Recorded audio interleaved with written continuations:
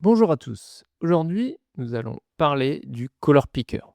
Alors, le Color Picker, vous y avez accès quand vous sélectionnez un projecteur, ici, couleur. Ici, dans mon sauve-bouton, j'ai Color Picker. Si je mets en plus grand, hop, j'ai retrouvé ici mon espace colorimétrique. Alors ici, on est sur un CIE 1931. Je peux le modifier ici. Je peux mettre la roue de couleur HSL. Je peux mettre le CCT ici directement. Je peux choisir entre ces 3 espaces différents. Quand par exemple, ici, si je prends mes projecteurs, je peux du coup accéder directement aux couleurs, en modifiant ici.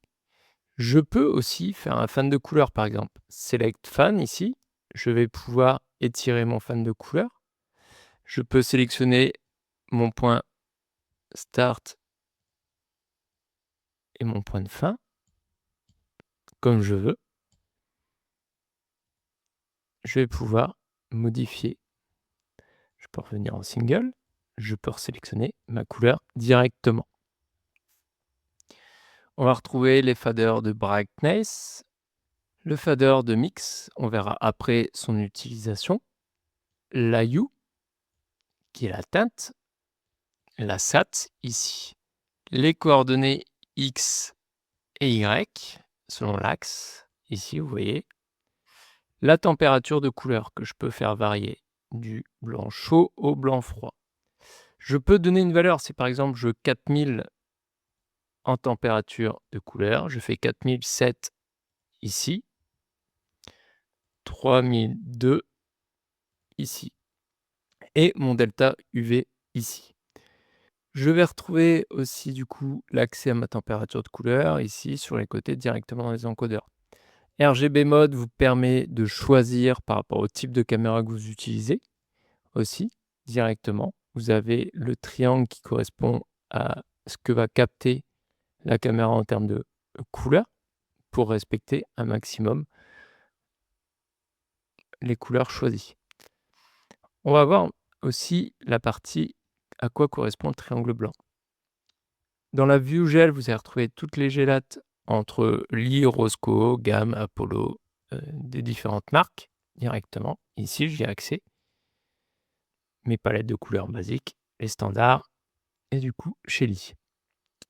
Ici, je vais pouvoir sélectionner le type de source. Si vous aviez l'habitude d'utiliser une source en tungstène, par exemple un par 64, vous avez la bonne correspondance au niveau des gélates par rapport au par 64 ici. Si j'utilise une Fresnel de kg, du coup, je vais retrouver ici. Si je change à chaque fois, vous voyez, les gélates varient légèrement. Là, sur D65, on est sur des sources en HMI directement. Et là, on revient au par 64.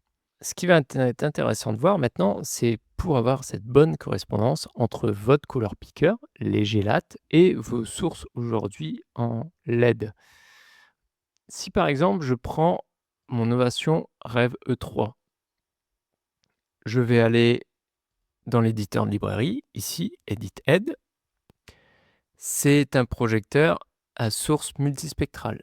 Donc dans la View User, je vais retrouver les différents émetteurs que compose la LED, le bloc de LED. Donc je vais retrouver le rouge, le vert, le bleu, le ambre et le lime ici, avec mes coordonnées X de chaque émetteur dans mon espace colorimétrique, CIE 1931, et le Y et ma luminosité. Ces données, vous avez deux possibilités pour les avoir. Soit elles ont déjà été rentrées dans la librairie, donc vous n'avez plus rien à faire, soit vous pouvez aller les récupérer sur le site GDTF Share directement. Ici, sur mon site, je vais aller chercher, par exemple, ma Rêve E3.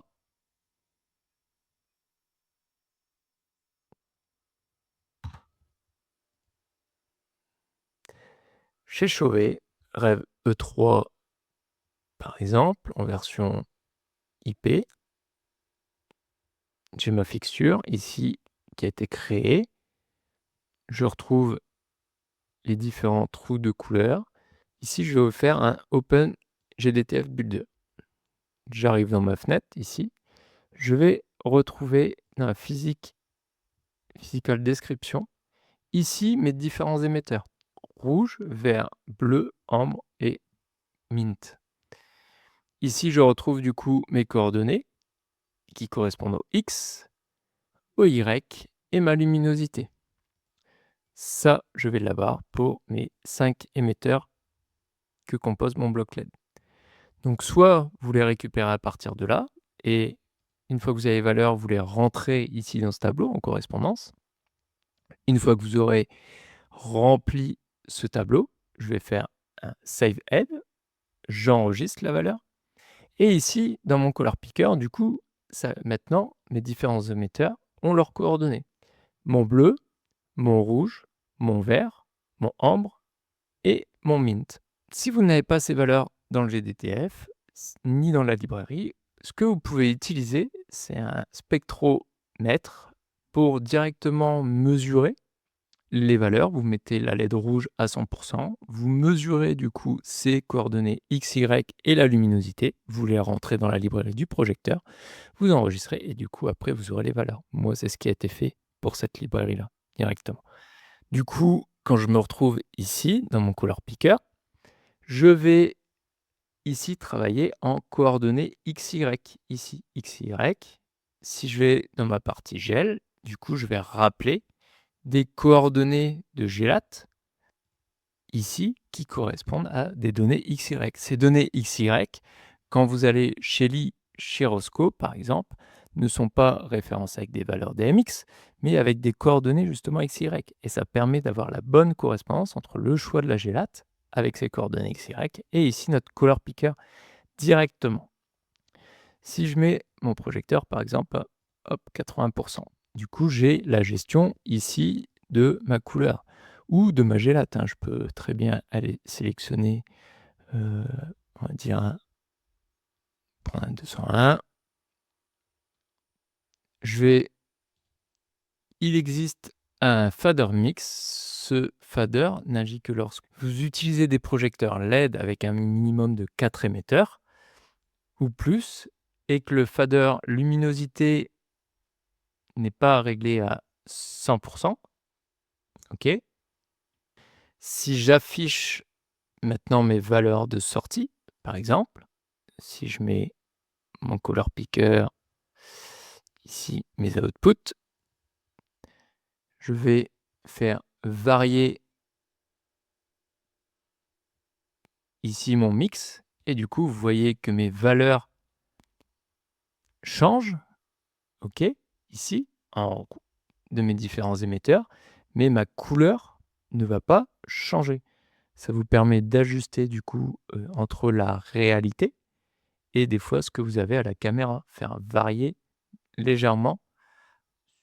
Par exemple, même sur une surface parfaitement blanche, la couleur est maintenue.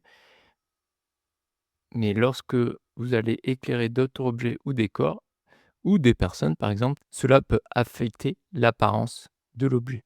Si maintenant je retourne ici, du coup maintenant que mes différents émetteurs sont correctement renseignés, la correspondance entre mes gélates en Rosco et mes coordonnées du coup de ma découpe vont être identiques.